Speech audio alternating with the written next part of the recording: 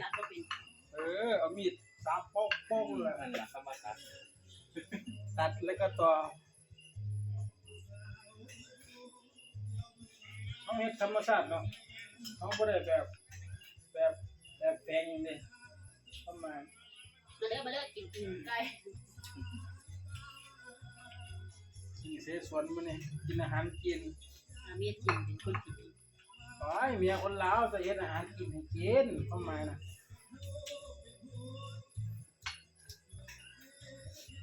น้ำเอาไก่ทองกวางพวกนี้เลี้ยงเขาจนเขาไป นี่เราขาดปลาที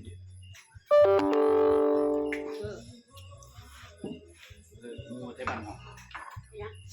ขาดกัดไป บอก นี่หรอคนมาบ้านน้องนี่หรองูบ้านหอมบ้านน้ำกล้วย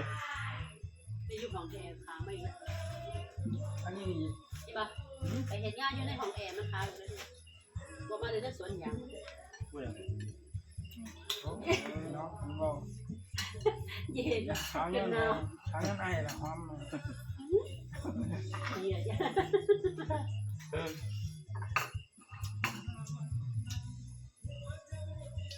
เอ้าปอมเอาเบียร์เจ้าใหญ่ประทับใจโอ้ยมีแก้วเดียวกินแก้วเดียวเลยหมดแล้วกินทูนั่งดูโบราณไม่กินนมเขากินน้ำเลยมือมาหาชาลุงเมาไม่ได้เมาอย่าสูบเลยลองมาซิมเบิ้งเนี่ยบ่เคยกินเลยแค่ซื้อประหยัดขั้นสุกี้ขั้นยังกับที่บ่กินหรอกเดือดร้อนเบิ้งแค่ซื้อแบบว่าก็ทราบคุณมักแบบนี้มันจะมี2แบบดีมันจะเป็นแบบกินแกงนะครับเนี่ยมันเป็นงวยก็จังพี่ไก่เฮาเนาะได้สุดเด็ดรสชาติมัน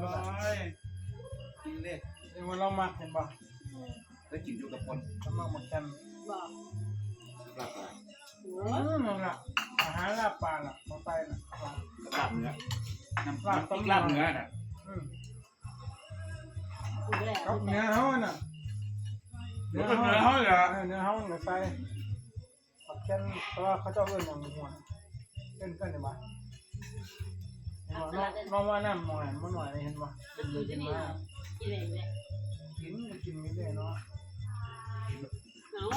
ได้ไหมได้บ้างหนิบ่ได้ละหมูไทยแบบนี้ตัวมันถือกันเลยโยซุปกันกินหอยกินมันเศร้าเลยใหญ่เยอะจะโอ้จะกินไหนเนาะ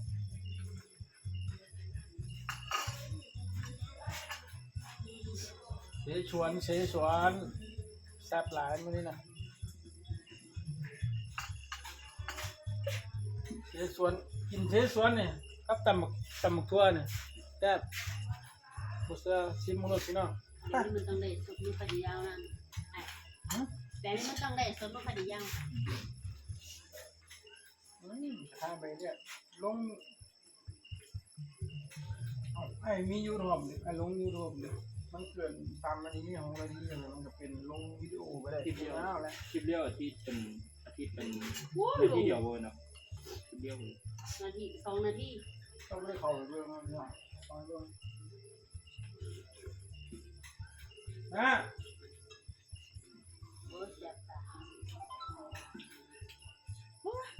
ยิ้มแล้วหรอแม่ว่าจะต้องเฮ็ดไม่ได้กินสัมเมื่อเลยเอาแล้วว่านั่นน่ะร้านเอาให้ไม่ใช่ไม่มีซักตู้เย็นอย่างแหนที่หนังผิดเนาะทอดไข่กินเลยกันมาเลยสมถึงอ่ะบ่มากินรสชาติบ่ได้สมถึงกันมาแค่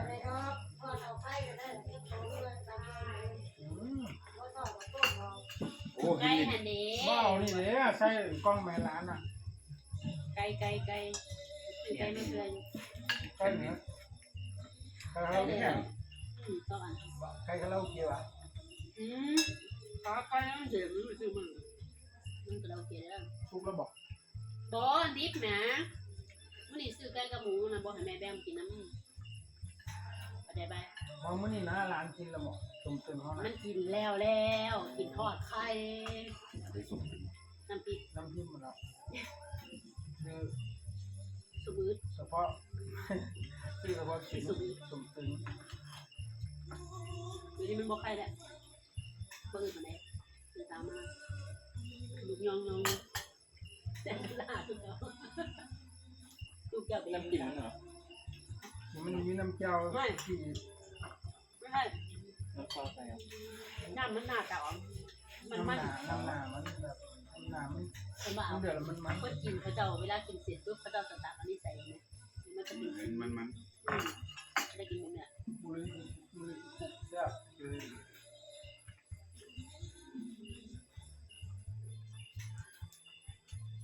เจนนี่ซื้อมาแบบข้าวพันตัวนะตลาดหัวควา ตัวที่เปิด มันเป็นมัดบอยฮอดข้าวพันกับประมาณ เด็กน้อยเขาเพิ่งกินไก่ป่ะ ใบหมาก ตะกอน10,000 40ด้วยเนาะ เย็นมันบ่ฮอด เดี๋ยวนี้เขา ข้าวพัน80เลยวันไทยเป็นบ่ อันนั้นด ทั่วมาอย่างเงี้ยอุ